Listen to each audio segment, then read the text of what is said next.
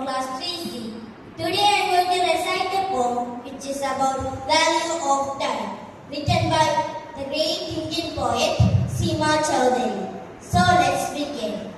Time is precious, don't let it pass by.